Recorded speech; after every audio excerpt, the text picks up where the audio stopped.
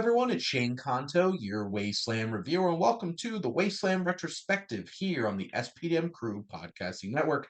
And this is my weekly show where my collaborator and I each pick a film related in some shape or form, and hopefully you leave this episode with two movies to check out. And we're getting horny this week with a double dose of Brian de Palma and the male gaze as we talk about Body Double and Dress to Kill. But joining me is my buddy Luke. Luke, thank you so much for coming on. Anytime, and let's get horny. Indeed. So we have Body Double from 1984, a young actor's obsession with spying on a beautiful woman who lives nearby leads to a baffling series of events with drastic consequences. And like I said, this is directed by Brian De Palma. You have some familiar faces like Melanie Griffith and Greg Henry, who you've definitely seen pop up and stuff, and led by Craig Wasson. He plays Jake. Look, what were Yes. your thoughts on Body Double? Such a relatable movie. I mean, who hasn't been down on their luck and moved to this like penthouse, spied on a neighbor, and accidentally joined porn industry, right? Like Yep, such a relatable. absolutely. It's No, but it's so a to actually, universal yeah, experience for sure. correct. No, to actually to be a bit more serious. So this is one of the rare movies I forgot I've already watched. And I Okay. think that tells you something about the quality of this movie, which is actually pretty good. I did enjoy this movie. However, when I discovered, oh yeah, I've actually watched this like 10 years ago and I just forgot to log it in on like IMDb and Letterboxd and all that, I remembered like bits and pieces and I remember the twist. And like knowing the twist, it I don't think it plays as well. Or I don't think it's one of those movies where like, the repeat watch rewatches is just it doesn't give you anything extra. Like, the main character who's definitely not Bill Maher, and even though on close-ups he doesn't look anything like him, but from like medium and like long distance he so looks like Bill Maher, it's fucking creepy. I think this is a nice homage to like Rear Window mixed with Vertigo mixed with porn. And Brian De Palma, like Yes. you can tell, like it's almost like a love letter to Hitchcock, like Yes. in a very twisty kind of way. And I did appreciate that for that. I'll say this, and I don't know if this is controversial or anything, Hmm. but I feel like the closest we've gotten to the second coming of Hitchcock as a director is Brian De Palma. Yep. Because I feel like it's very obvious his biggest influence was Alfred Hitchcock. And all of his films are very Hitchcockian. Hmm. They are specific genre conceits and setups. And they feel very much like a Hitchcock film in that way. But then also, there's so many visual Yep. references to Hitchcock as well. Because I guess I misremembered this because I thought everybody thought that Shyamalan was the next coming of Hitchcock, but now in hindsight, everyone's like, he was supposed to be the next Spielberg. And I'm like, Yes. Yes. so, which makes sense to me too. But I feel like De Palma definitely feels like he's channeling as much Hitchcock as he possibly can Hmm. and not just blatantly being trying to be Alfred Hitchcock, which sometimes it kind of feels like it is. But he is a very talented director, and I think a lot of people forget he's the fifth wheel Yes. of those 70s directors because you have the Scorsese and Coppola's who are really paired together, and then the Spielberg and Lucas's paired together. And then, their fifth best friend, Brian De Palma's just chilling out here making weird movies Exactly. that are way too horny to be mainstream for sure. Which, to your point, the twist, they and I don't want to be critical like this, but they needed to do a better if you really wanted to sell what was happening here and hide what was really happening, there needed to be a better makeup job on a particular actor to make him not look like that actor. I wasn't first, that's yes, but I wasn't even actually talking about this twist. I'm talking I about the just other twist, right? yeah. And But how he figures it out. And yeah. I'm like, really? I do feel like though, like the whole conceit for the whole entire movie is it's like, how did you not notice that it's that person. Mm-hmm. Mm-hmm. And it's such a big conceit of the film to work. I'm just like, because this is the second time I've watched this, and this is a pulpy good time. Yes. You get relax. Don't Um, do it. like this movie is insanely 80s. You get Frankie Goes to Hollywood during this whole entire porn scene. And Palmer just has no shame, which I can appreciate as a director because he navigates the porn industry like Mm-hmm. most filmmakers would be afraid to. And I think Melanie Griffith does a really fine job here. Uh I don't know, like the main character Mm-hmm. is not the most interesting, and I don't think the main performance is the most interesting, and I feel like that's kind of part of my least favorite part of this film is just like I don't really care that much You mean about the our main discount Bill character. Maher? Yes, Yeah. Discount Bill Maher did not do it for me. It's hard because you need to buy in on that, and you kind of don't. And when you don't, it is what it Mm-hmm. is. I feel like with him, I really liked what they did with his character and like the his struggle with like being what's the word I'm looking for? What is he? Claustrophobic. Claustrophobic. Yes, Yeah. thank you. And I appreciated that aspect, but yeah, I don't think this actor sells it as well as some other actors of that era would have probably sell it. So Well, I think that's probably like my biggest downside of this movie. Like the main protagonist, yeah, the discount Bill Maher is there is a reason why his IMDb picture is from this movie, and the picture even is just him looking down to the camera, so you don't actually see his face, which is kind of funny to me. But yeah. it's Well, just and like yeah. you have the likes of like John Travolta Hmm. in other De Palma films from this era.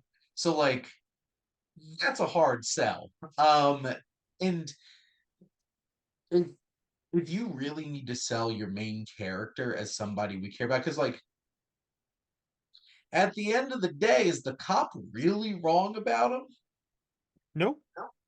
He is a peeping Tom. He is creeping, creeping. And that's the thing too about De Palma. He's perfectly fine making his characters, you know, potentially a little, Yeah. scaby and unlikable, which is so interesting that he directs The Untouchables, which is my favorite film of his, and you have like the most squeaky clean Hmm. Elliot Ness protagonist character, but then in so many of his other films, like this, it's not. But I think this film really works from the vibes and the style Yes. perspective. Like do I follow what's going on? Sure.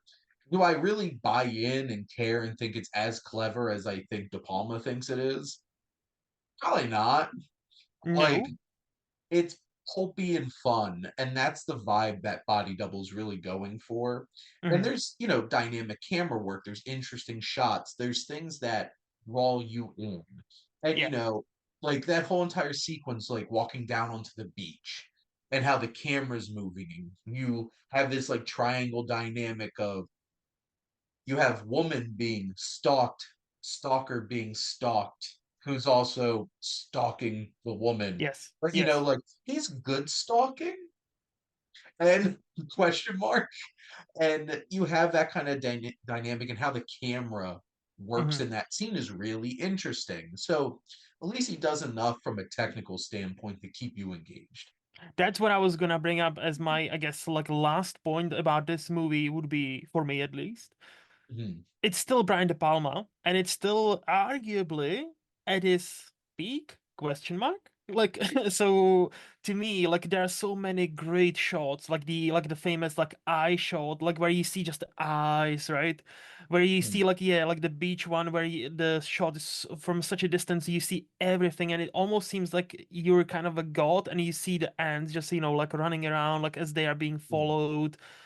And I appreciate like even the fact that De Palma is willing to go to to porn industry, to the CD business, and Yes. to have the protagonist, even though I don't necessarily like the actor, I don't mind the fact the protagonist, is also ambiguous character morally, right? Hmm. Because I think that's where the best stories are told. It's so easy to root for squeaky clean guys. It's so easy Yes. to root for the Supermans of the world, but it's much more human to have somebody who does a good thing, but only reason he's able to do the good thing is because he did something bad from the beginning, right? Yep. He only knows about this, about what's happening with the woman, because he spied on her, Yes. right? So like that kind of moral like conundrum, I appreciate that, and I also appreciated the the in my Letterboxd review I made a joke about the best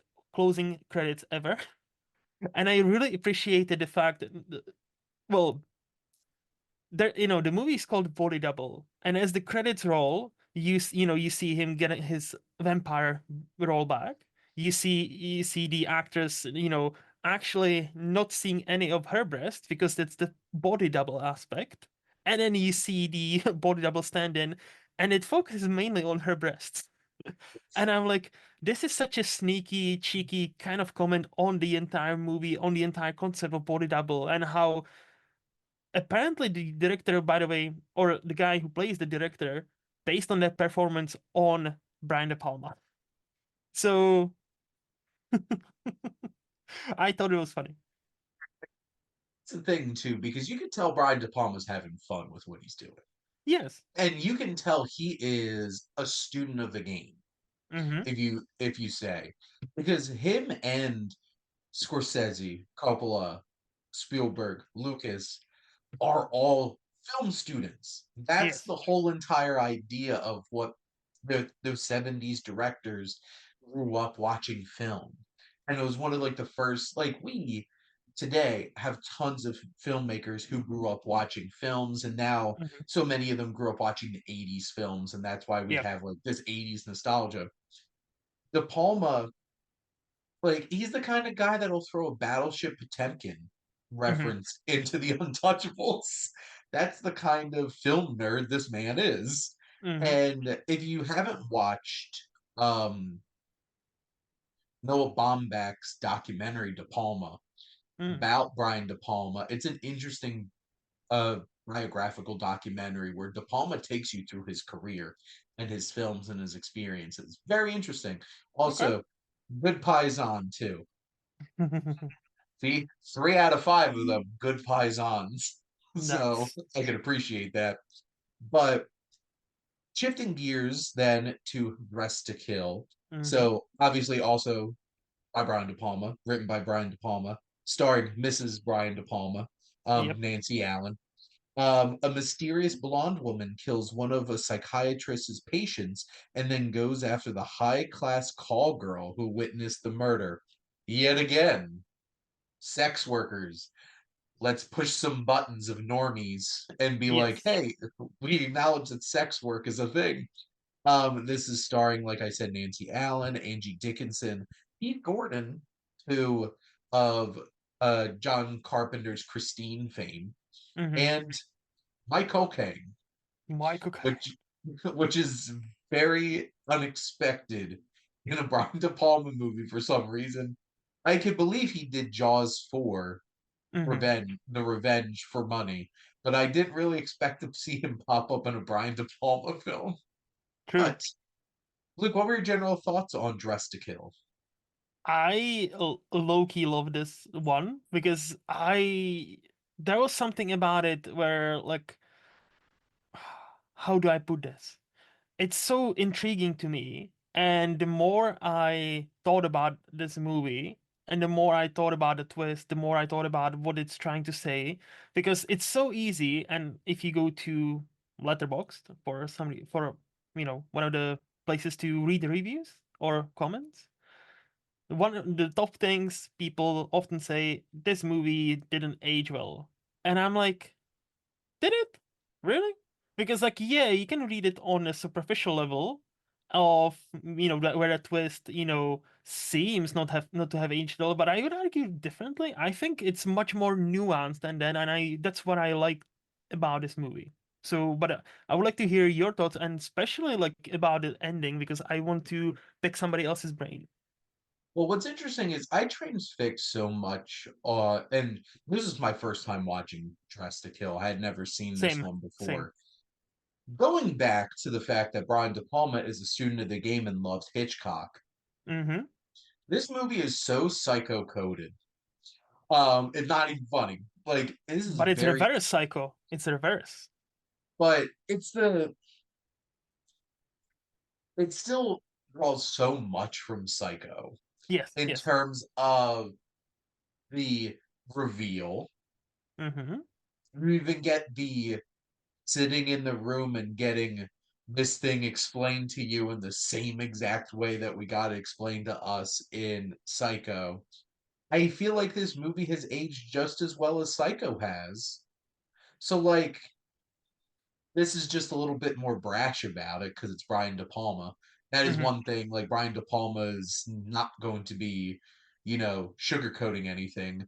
But if people don't say the same thing about Psycho, then it I feel like this one goes a little bit deeper into the psychology of what's going on. I think the I think the big thing is of the representation of Mm-hmm. what's going on here, and that's probably what perceives his age poorly because there weren't a whole lot of positive representations of this. Mm-hmm. Because what happens in this movie? They're killer. So like bad. Yes. And I think it's context. If you watch this movie in a vacuum, which no films are in a vacuum because culture, um, I feel like it's extremely effective in what it's trying to do. Mm-hmm. Mm-hmm. And Brian De Palma obviously is a very talented director. I do speaking of the like towards the very end, I one of my biggest pet peeves in movies is the it was all a dream Yeah. kind of thing, which I will concede that what happens is incredibly well made and a thrilling, suspenseful scene. And then I will admit that my first reaction was like, really? when the scene ended. But from a technical standpoint and from a suspense and tension standpoint, this film really works in a lot of ways. Mm-hmm. It just there's some tropes here that I'm just like, I don't know. It didn't really click for me. See, I think like I would like to discuss this. So obviously the ending, so it Yes. is psycho-ish. So yes, Yes. the we learned, spoiler alert for a movie from 1980. We learn Yes. the blonde woman is Michael Caine. Yes. Well, dun dun dun. And the comparison, like how why people are not mad at Psycho but are mad at this. I think it goes back to what I said before. I think this one is more nuanced, but it's so nuanced you can actually miss it, because like the Psycho makes a point where he is, yes, he's dressing as his mom. Spoilers for Yes. Psycho, a movie from 1960. But you can clearly tell in the movie, the closing dialogue or closing monologue is about how he's like, uh, crazy. And then It's this, it's like psychosis. It's not yes, yes, being trans. yes. And this movie actually says there are transsexual people, but but they actually stayed, but it like you can almost like miss that sentence. How, but this one is crazy or damaged or whatever word they use, right? So they don't equal, and this is my thing. This is where the nuance comes into play. They don't equal transsexual equals bad, transsexual equals murder. No, they say transsexual people exist, and this one happened to just fucking kill because he's battling his, the thing, he doesn't want to be transsexual, right? So whether that is a fact or not, I don't know. I'm not a transsexual person. I cannot tell you. Yep. For a movie, within this movie world, what it sets up, I think it works. I think you can tell. What I liked is the woman. It's not a most in most of the scenes. It's actually a policewoman. From what I understood, it's not Michael Caine. Mm. So I thought that was pretty cool. Also, this movie inspired Body Double because there's a scene in Angie Dickinson in a shower that famously she had a body double, and Brian de Palma said just me shooting that scene kind of inspired the body double. So I was like, okay, interesting, There you go. interesting link between these two movies. But I thought like for example, I love how there's the museum scene that's like 9 minutes long, right? And it's the chase. It's a chase sequence, but we don't know what the chase is for. We don't know what's happening, right? And it's about like passion. It's about like this like intrigue. It's about this like forbidden something because it's a married woman is chasing this man that could be interesting. Maybe he's interesting. It seems like he's not interesting in this scene, but then he is back there. And it's just like the way he shoots this scene in any other movie, it would be like, okay, okay, we get it, get on with it. But in this movie, it just works. And I also don't think it's a coincidence that the sex worker Nancy Allen is the main protagonist of this movie. Like I think that's why many people brush it about. Oh well, this didn't age well. I think people who say this genuinely didn't understand the movie, and I'm not saying it lightly. I think if you in that camp, you need to rewatch it and like move past the it's a transsexual killing woman. Therefore, it says this about trans people. Therefore, it's bad. No, it's not what it says. Well, and I think the challenge is I it's the perception. Hmm. Because to be frank, the only thing that I knew about this movie was the twist. See, I I already didn't knew the even know. twist. Yeah, I didn't So even know. Like, I already knew the twist, and I already knew that the perception of the film yeah. and the controversy. And I think the issue is the perception, because the Hmm. issue is if there were 20 other films in 1980 that came out with trans characters that were presented in a positive way, Hmm. then this wouldn't seem like we would be feeling more comfortable with the idea of like, hey, look, there's some cis people that are good people. And then we see Hmm. other movies where cis people are killers. That's Hmm. not saying all cis people are killers, Yes. but it's the sample size. And I think the challenge is it's context that can't change. Correct. It's just this is when it happened when it happened. And I think Silence of the Lambs had the same kind of adverse reaction, Yes. which Silence of the Lambs spends a lot of time trying to tell us Buffalo Bill's not transsexual. Hmm. Hmm. And it's like I feel like I don't know if it's Jonathan Demme or whomever like that was their part of really pushing that as the idea of like in the context address the kills like we're not trying to say that trans people are Yeah. like Yeah. killers and stuff like that. I think and you can't change it. And I think that's the point at this point. I think you should be able to sit and watch this movie and Yes. realize that this is a really, really well made, extremely intense and suspenseful film that Hmm. does subvert some interesting ideas. Like, we do have a sex worker who winds up being the protagonist. And I think one of the interesting things of the film is the baton toss.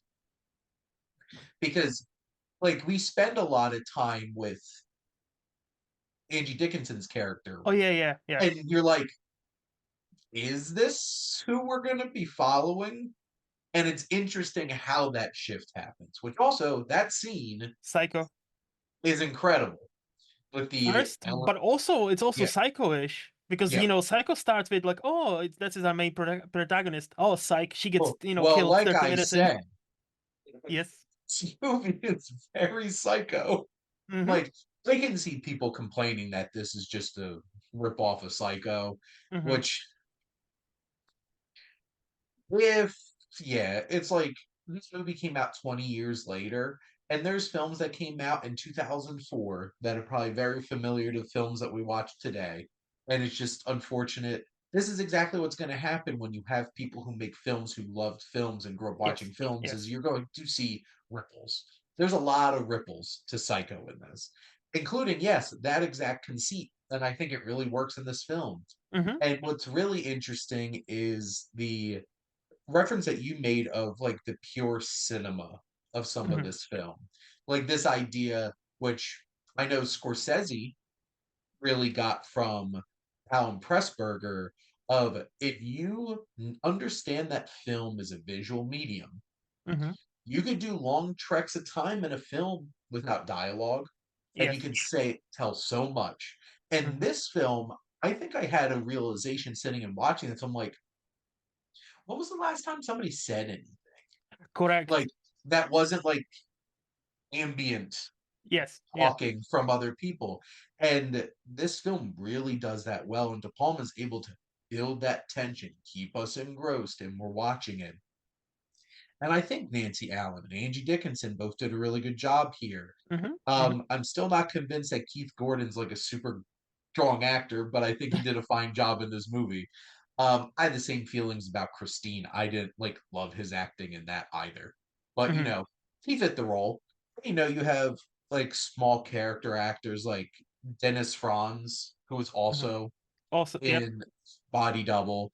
Uh David Margulies, who's the mayor in Ghostbusters. Is Mm-hmm. this true? Yes, this Um man has no dick. yes, this man has no dick. Um, and Michael Caine's a great actor. We know Michael Caine can phone stuff in. Case in point, back to Jaws the Revenge. But I think he does a really fine job in this too. I think it has a good cast. It's really well put together. It has great Mm-hmm. suspense and tension. There's specific scenes like the elevator or Yes. the very end sequence that are so impeccably put together, and they're complicated because Mm-hmm. they're using reflections in different places. And I think you take for granted if you don't make film hard that is to do, because you need to avoid showing people in mirrors, and you have to avoid showing cameras in Yes. Yes. reflections in mirrors. And it wasn't like, hey, let's just CGI out the cameraman. Oh yeah, we'll fix it in post. It's fine. This is 1980. Yes, you cannot Can't fix it in do that. post. No. Yes. So it's impeccably put together, and I do hope that people will go actually watch this movie Mm-hmm. and not just be automatically adversely affected to not to because of what they've heard about the twist.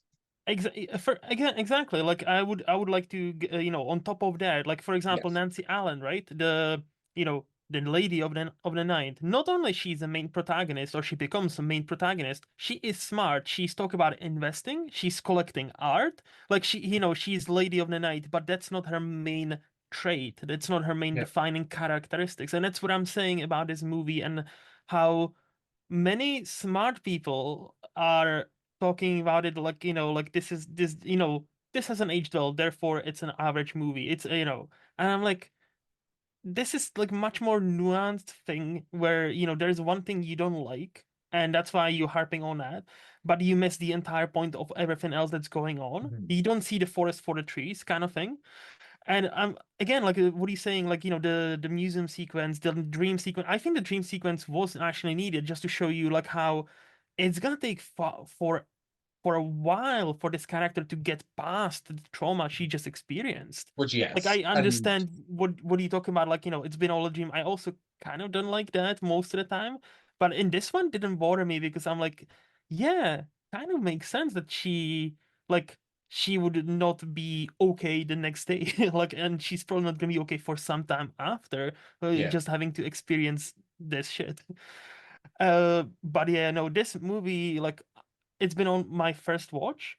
I think on my next rewatch, it's just gonna go even higher because I think De Palma again, the level of filmmaking, how he understands cinema, for lack of a better word, is cinema. on a par with Spielberg. It's on a par with the big boys or the biggest of the boys, and he belongs in that conversation. Well, and I think the reason that he doesn't stand out as much with his friends is how provocative. Yes. most of his films are, because he did not go the commercial route like Mm-hmm. Spielberg or Lucas. Yes. And he didn't go the prestige I'm using, because like Scorsese's provocative, Mm-hmm. and then there's De Palma provocative. He's still within like constraints, like Scorsese, Spielberg. They move great within the constraints, and I think like to your point about Untouchables, right? I Yeah. think that's like almost Brian De Palma's way of saying, "Fuck you, I can do constraints. Here's a great Yes. movie. And it Here's is. I love it. exactly." And he can. And I think it's a spectrum Mm-hmm. Mm-hmm. between Lucas, who Yeah. really like despite the fact that he made THX 1138, which is like what? Most of it's very commercial. Mm-hmm. And then there's Spielberg, Mm-hmm. then there's Coppola in the middle, and then Scorsese pushing limits, and then you have De Palma pushing limits. Oh yes. Um, and special shout out to Nancy Allen, who obviously I jokingly said Mrs. Brian De Palma, but Mm-hmm. she it's so weird that you look at her IMDb and her IMDb 4 is Dressed to Kill and then RoboCop 1, 2, and 3. Yeah. Because like I knew who Nancy Allen was because of RoboCop. Mm-hmm. And I grew up watching RoboCop. Mm-hmm. I must have watched RoboCop on TV. Um I, and watching it as an adult on, in its entirety is a very different experience. But Nancy Allen started in Carrie. Yes. And then I loved her in Blowout. I think Blowout is probably my second De Palma, right under The Untouchables. I'm a huge fan of Blowout. And like Same. that's why I made that reference to like John Travolta Yes. um leading a film versus the actor leading in Body double. Body Double. But and here Nancy Allen makes a great protagonist and really anchors this down. But yeah, hopefully you all go check out this double dose of De Palma. And also, if you're not really well versed in De Palma, you watch Blowout, Please. or The Untouchables and Carrie and Phantom of the Paradise, which is wild. That's Mm-hmm. a wild movie. But yeah, but Luke, thank you so much for coming on and talking some double horny De Palma with me. Anytime, Shane. Anytime. And thank all of you for listening. Make sure to like, comment, and share on this episode. If you have, dove into some De Palma, what's your favorite De Palma film? And make sure to follow or subscribe wherever you listen to your podcast. We have a lot of great content on the SPDM Crew podcasting network, including Luke's Flicks and Chill, which is always fun learning a lot more about people through their conversations. And we love movies and television and comic books and physical media and sports and music and all kinds of things. So go check it out. And if you like our logo, go check out HiFlyer Creative if you're in need of some digital marketing.